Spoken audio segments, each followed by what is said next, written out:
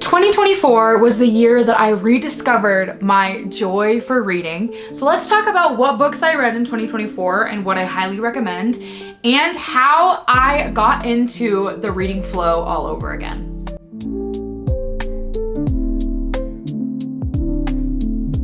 Hi, if you're new here, my name is Tina.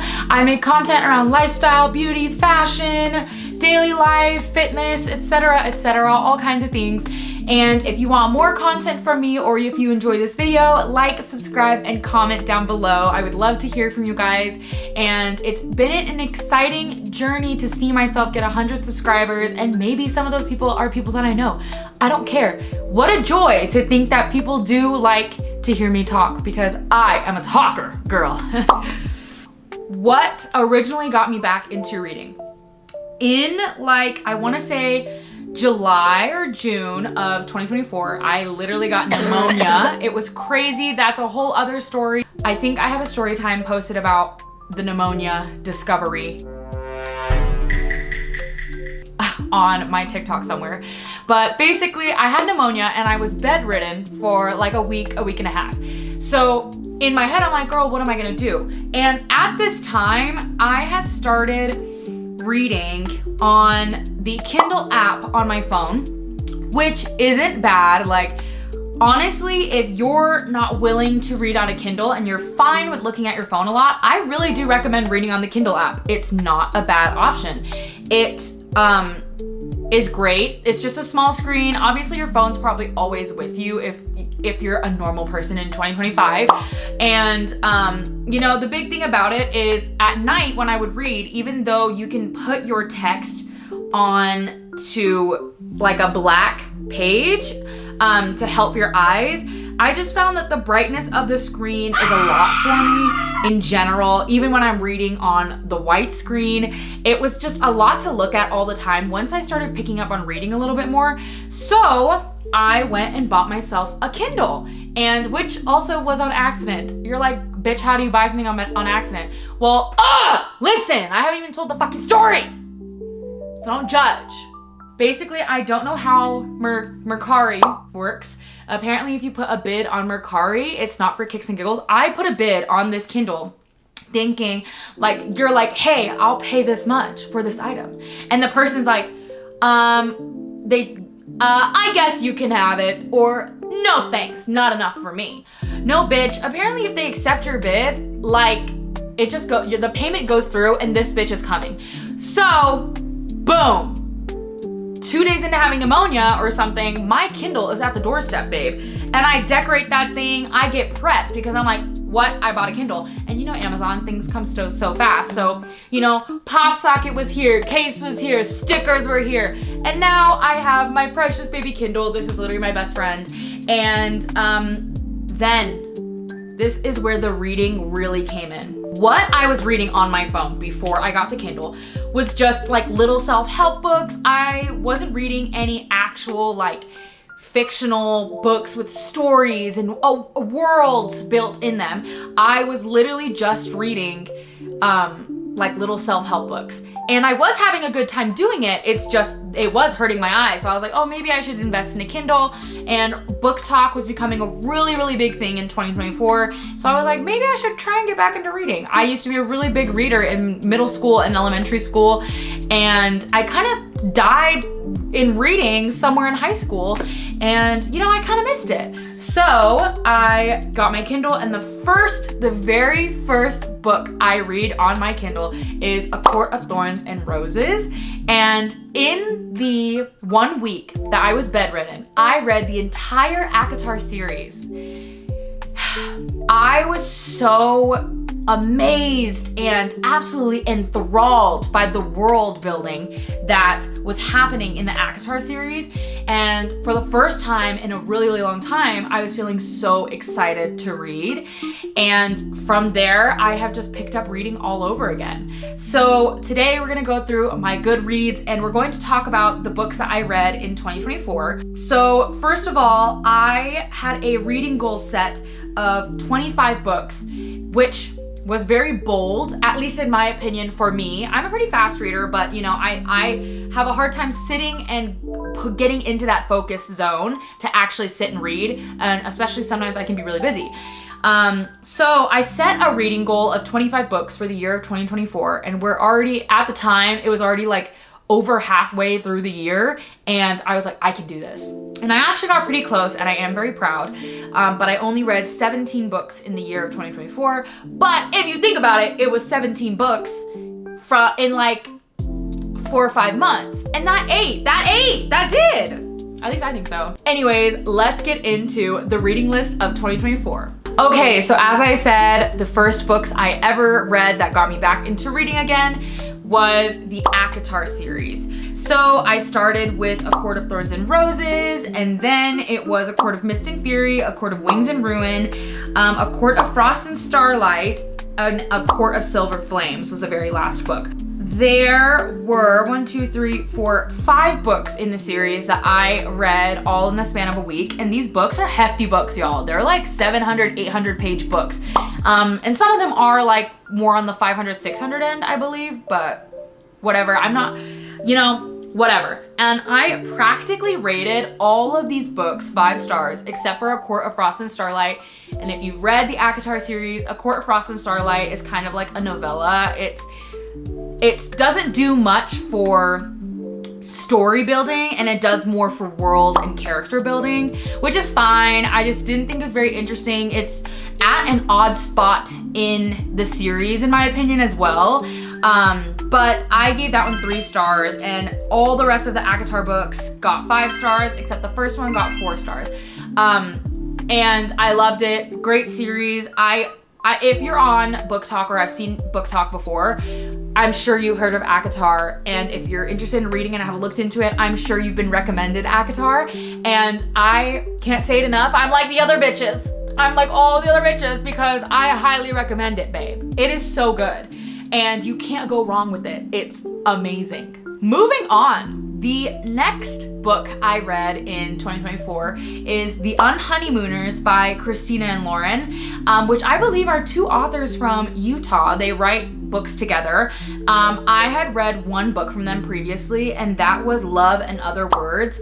That was a really good book. I really enjoyed that. I read that in like 3 days. I am honestly a sucker for the classic cringy romances, so you can't go wrong with it. I loved it. The Unhoneymooners is a pretty good book. Kind of dip your toes into romance. If you read ACOTAR, it's a little spicy and it gets crazy, and I highly recommend that. Spicy, I know, cringe, oh my god. Yes, all of Book Talk and book readers use spicy, but that's what it is, babes, it's spicy. And it was good, so. Okay, and the next book I read in 2024 is Local Woman Missing by Mary Kubica. I'm not sure if I'm saying her last name right. I think that's how you say it. I really liked this book. It looks like my Goodreads says that I finished it on July 12th, 2024, and I gave that book 5 stars. I really enjoyed it. It was my first psychological thriller book, which was really exciting because I end up reading more into 2024, and hopefully in 2025, I am going to be reading more psychological thriller books as well. And I kind of am thinking about reading horror books. I think that would be really cool too. But Local Woman Missing, really good book to dip your toes into psychological thriller. I highly recommend it. It's also a pretty quick read in my opinion. It's not a super huge book, and I think it captivated my attention really well. Okay, the next books that I read in 2024 is another series. I read the Friend Zone series by Abby Jimenez. This I would also describe as a classic cringy romance, rom-com if you will. I gave The Friend Zone 3 stars. The second book is the Happy Ever After playlist, which I gave 4 stars, and then Life's Too Short, that's the third book, which I also gave 4 stars. Honestly, if you want to get into romance books and you think you might be interested in rom-com books, Abby Jimenez writes great books. I think a lot of rom-com books that I've tried to read and didn't finish can be hard to get into, and I don't think they grabbed my attention very well. And I think Abby Jimenez, even though it's still the cringy, classic, cheesy stuff, it it's good. It's good stories. It's one of those series also where you have two main characters, two love interests in the very first book, and then the next books go into like, oh, their best friends are now the main characters, and then, oh, friends of that person are now the main character. So it's more on that end of things. Okay, as the list continues, we go into another series. I am one of those people where if I start a series, most likely I will finish it even if I don't fall in love with the series. I don't know why. I just have a mindset where it's like, I started it, I have to finish. The next series I read is the Housemaid series by Frida McFadden. Wow, like wow, y'all. I need to show you actually that.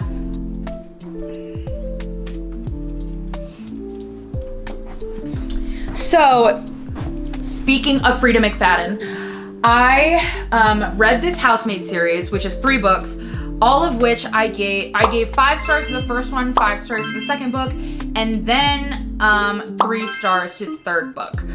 I highly recommend this series. Psychological thriller, wow, like it's so enthralling, it's so good. I loved this series and read through it very, very quickly. From June 25th to June 27th, I read the first book, The Housemaid. From June 27th to June 29th, I read the second book, The Housemaid's Secret.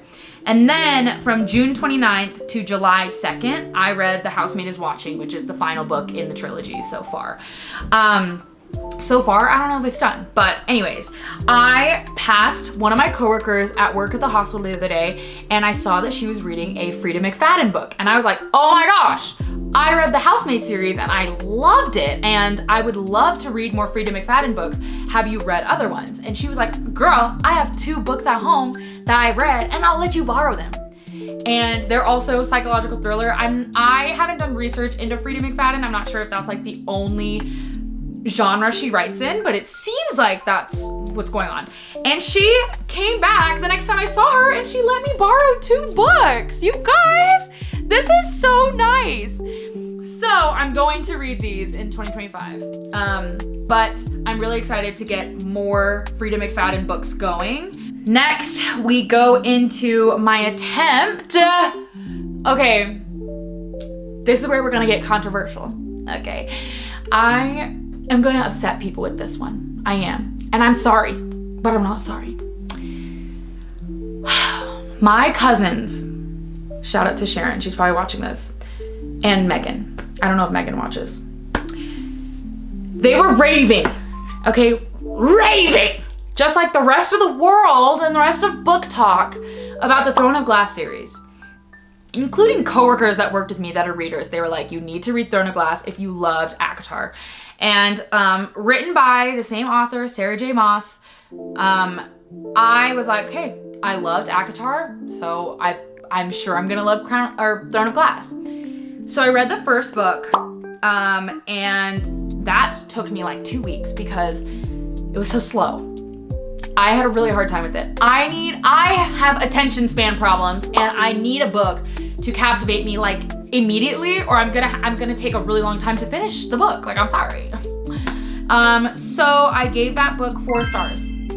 Crown of Midnight is the second book in the Throne of Glass series, and that is where it kind of picked up a little bit more. And I gave that 5 stars because I was captivated pretty much throughout that whole book. And I've started the 3rd book in the Throne of Glass series. I started it sometime at the end of 2024, and I have yet to finish it. I've put it aside. I'm like halfway through it. I think more than halfway through it, and I've put it aside. I just think I need to read something else right now, and I do genuinely want to come back to the Throne of Glass series.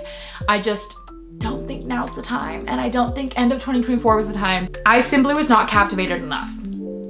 And I bet it gets good. I'm just not there. I'm just not there yet, but I will get there. And if you follow me on Goodreads, which I will link down below, if you follow me on Goodreads, you will see an update someday when I pick up that book again. And maybe have to start it over because I don't remember anything. Well, I kind of remember stuff, but whatever. Okay, we are down to the last 2 books of 2024. And this next book, I absolutely hated. Hated, okay, with passion. with passion. I'm sorry, but it was bad. At least in my opinion, okay? This is my opinion, okay? Don't be coming for me because this is just my opinion. I'm sure people love it. Actually, I know people love it. I started reading it because people said they loved it and they lied. They fucking lied, okay? The second to last book I read in 2024 is King of Wrath by Anne Huang. What to say about King of Wrath? Okay, how about this? If y'all were ever Wattpad fanfic readers, okay? It is that vibe, Wattpad fanfic vibe in a book that has become massively popular. And of course, it's massively popular for a reason. There is an audience for this book. And I'm not in that audience, girl. I'm not in the, I'm leaving the show halfway through, okay? This book was a fight for my life. And I literally like could not bring myself to read this book. I had a really hard time finishing it. I took a really long time finishing it. And not only that, I had a really hard time finding any interest in it whatsoever. But since I had already started the book, I was like, I have to finish it. The sex scenes in this book are so, I think, poorly written. And the chemistry between the characters, I think there's not really a build to it. I just, you know, I'm not a writer, so I don't have a position to speak on it as a writer, but as a reader, I just don't think that this book was formatted very well, and I don't think the story had a good flow to it. I gave this book 2 stars, and now that I'm thinking about it, I wish I gave it 1. I could go back and give it 1. I might do that. Check the Goodreads, link below.